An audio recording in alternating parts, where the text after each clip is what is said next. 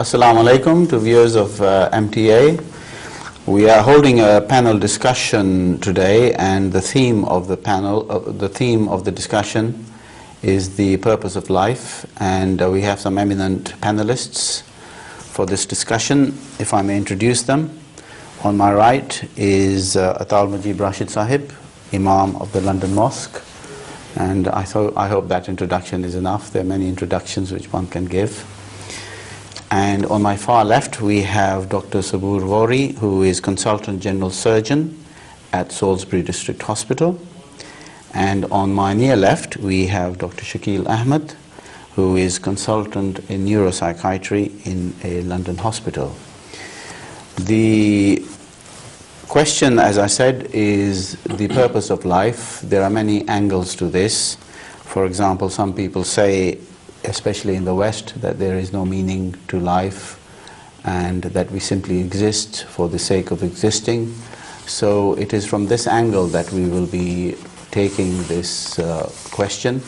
And if I may start with Imam Sahib, please. How would you start the discussion on the question of the purpose of life? Well, first of all, I would like to say that if we discuss this very important subject in perspective of Islamic teachings, then the main point is that according to Islam, we believe in God. And that God who is the fountainhead of wisdom, who knows everything, who has got the power to do everything. And whatever he does with the full control of that and with a purpose in it. So the first point of guidance on this very important question that we find from the Holy Quran is that God Almighty has not created anything without a purpose. There is always a purpose, and there was a blueprint, as they say, in the mind of God before the creation. So he had an ultimate objective to achieve, and for that purpose he created everything. Maybe stars, sun, moon, earth, anything that we see, also the animate things, inanimate things, animals, birds, and also the human beings. So eventually we will come to this question, but this point should be taken fully in the beginning, that there is a purpose of life, and the purpose should be explained by God, and there is something definite we have to follow from the teachings of Islam. Okay, if I may speak, turn to Dr. Shakil Ahmed, how would you try to explain to an atheist or somebody living in the West that there is a purpose in life and what that purpose is? Can I first say that I find this question as a very profound one, and I think it is important that people understand the purpose of life correctly, because if they did, then it is likely to make people lead their lives in a certain way towards that goal, and therefore lead to formation of a society that is beautiful and just.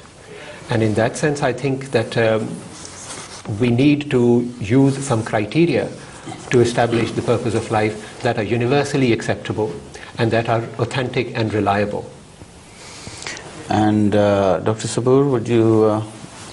I'm certainly, if speaking to an atheist, then I would certainly say that, you know, God has created a certain amount of order. When there is order, then there is direction. If there's direction, then there's purpose. And if there's purpose, it leads you to there must be a creator. Now people want to deny the creator, so they deny the purpose. And I think man has been made very reasoning, very rational, and God doesn't demand us not to be reasonable and not rational. And I've always felt that if we look at the evidence that's before us, from who the evidence has come, the prophets, the pious people that have come, and what proofs they've come.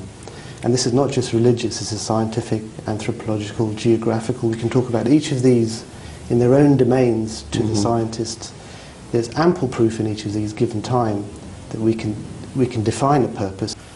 From that I would like to pick up this point that some people generally we come across, they say man, every man or all the human beings together, they should define the purpose of their creation.